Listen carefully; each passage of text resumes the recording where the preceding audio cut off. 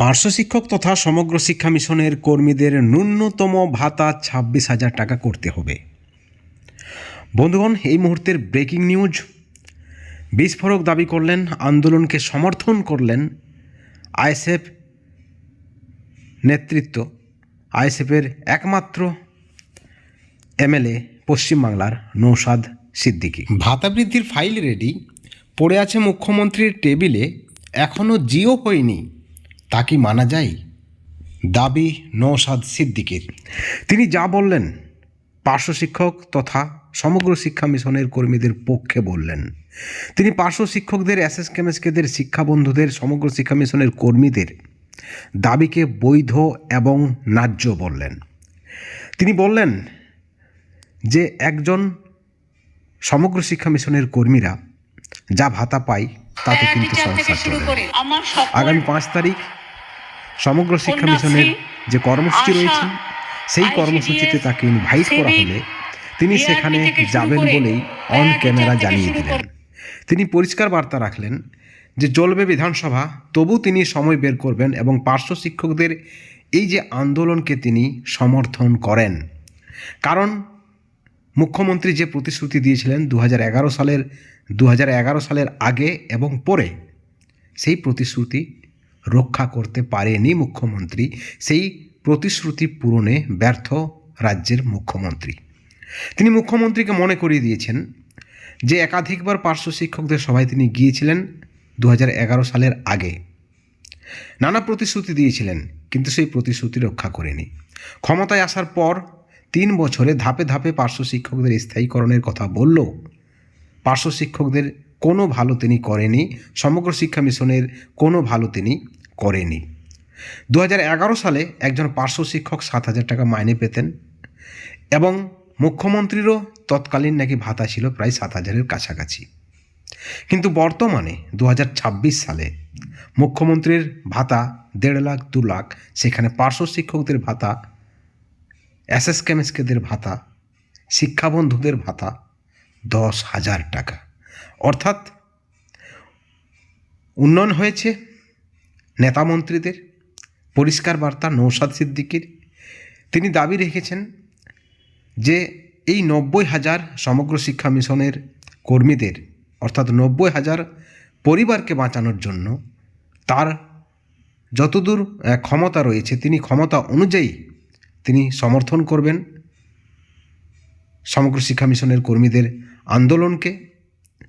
তিনি আওয়াজ তুলবেন বিধানসভায়, প্রয়োজনে তিনি পথে নামবেন এবং তিনি এটাও বলে দিয়েছেন যে সংবিধান অনুযায়ী একজন শ্রমিকের ন্যূনতম বেতন বা ভাতা বা মজুরি হওয়া দরকার 26,000 টাকা। যারা দেশ গড়ার কারিগর, যারা শিক্ষক, যারা সমাজে শিক্ষক হিসেবে পরিচিত, যারা আপনাদের ছেলে মেয়েদেরকে পড়ায়, তাদের ভাতা 10,000, 12,000 টাকা। এ লজ্জা কার? এ লজ্জা সরকারের, এ লজ্জা রাষ্ট্রের, এ লজ্জা সমাজের। এবং নৌশাদ সিদ্দিকীর দাবি, মুখ্যমন্ত্রী একাধিক প্রতিশ্রুতি দিয়েছিলেন, কোনো প্রতিশ্রুতি তিনি রাখেননি।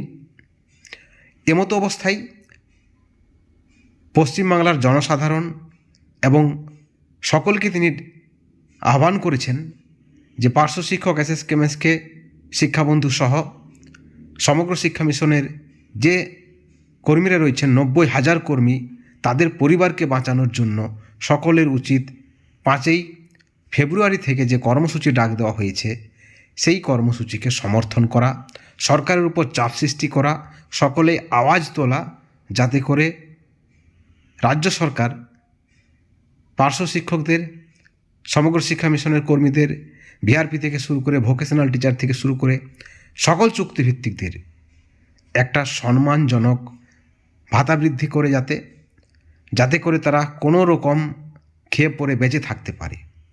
অত্যন্ত লজ্জার যে কয়েক বছর আগে মুখ্যমন্ত্রী এবং পার্শ্ব শিক্ষকদের ভাতা এক ছিল, কিন্তু বর্তমানে যেভাবে তাদের বেতন বা ভাতা লাফে লাফে কয়েকশো গুণ বেড়ে গেছে, সেখানে পার্শ্ব শিক্ষকরা 2026-এ দাঁড়িয়ে 10,000, 12,000 টাকায় কাজ করছেন।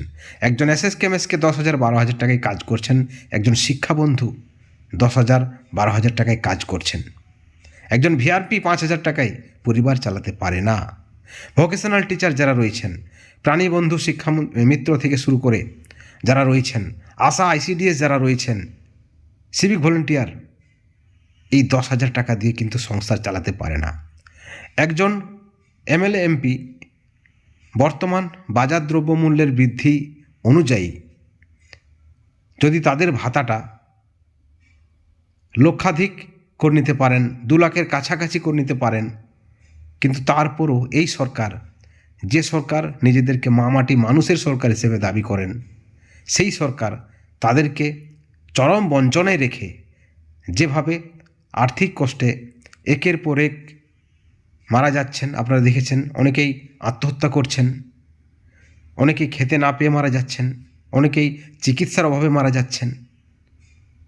তাদের জন্য নওশাদ সিদ্দিকীর দাবি, তাদের আন্দোলনকে তিনি পূর্ণ সমর্থন জানাচ্ছেন এবং সেই সঙ্গে আগেও তিনি দাবি তুলেছেন পার্শ্ব শিক্ষকদের হয়ে, সমগ্র শিক্ষা মিশনের কর্মীদের হয়ে, চুক্তিভিত্তিক কর্মীদের হয়ে। তিনি বলেছেন এই আন্দোলনটা তিনি আরও উচ্চতর পর্যায়ে নিয়ে যাবেন, কারণ তাদের দাবিটা ন্যায্য এবং বৈধ, কারণ তারা সমাজ গড়ার কারিগর। বন্ধুগণ, নওশাদ সিদ্দিকী পুরোপুরি সমগ্র শিক্ষা মিশনের কর্মীদের কর্মসূচিকে, আন্দোলনকে সমর্থন জানিয়েছেন। বিধানসভা চললেও তিনি সময় বের করে আনবেন সমগ্র শিক্ষা মিশনের কর্মীদের জন্য, এমনই তিনি অন ক্যামেরা জানিয়েছেন।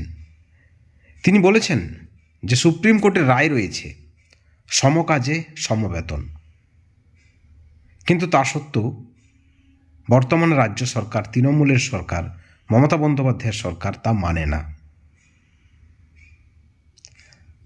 এই কর্মীরা যে মানুষ, তাদেরও পরিবার রয়েছে, 5-7 জনের পরিবার রয়েছে, তাদেরকে একটা সম্মানজনক ভাতা দেওয়া দরকার। যেভাবে জিনিসপত্রের দাম বেড়ে চলেছে, সেই পরিপ্রেক্ষিতে তাদের যাতে একটা পর্যাপ্ত পরিমাণে সম্মানজনক ভাতার ব্যবস্থা করা দরকার, সেটা করেনি রাজ্য সরকার। তাই বাধ্য হয়ে রাস্তায় সমগ্র শিক্ষা মিশনের কর্মীরা, আশা আইসিডিএস কর্মীরা, আপনারা দেখেছেন, সকলেই কিন্তু ক্ষোভ উগরে দিচ্ছেন এই সরকারের বিরুদ্ধে। এমতো অবস্থায় নওশাদ সিদ্দিকী তিনি এই সকল চুক্তিভিত্তিক কর্মীদের, সমগ্র শিক্ষা মিশনের কর্মীদের আন্দোলনকে স্বাগত জানিয়েছেন, সমর্থন জানিয়েছেন এবং তিনি আরও বলেছেন এই আন্দোলনকে তিনি উচ্চতর পর্যায়ে নিয়ে যাবেন এবং অবিলম্বে যাতে ন্যূনতম 26,000 টাকা বেতন বা ভাতা করা হয় এই কর্মীদের, সেই দাবি তিনি রেখেছেন। বন্ধুগণ, এই ভিডিওর পরিপ্রেক্ষিতে অবশ্যই আপনারা আপনাদের মতামত আমাদের চ্যানেলের কমেন্ট সেকশনে কমেন্ট করে জানাবেন। সকলেই ভালো থাকবেন, সুস্থ থাকবেন। Thank you so much.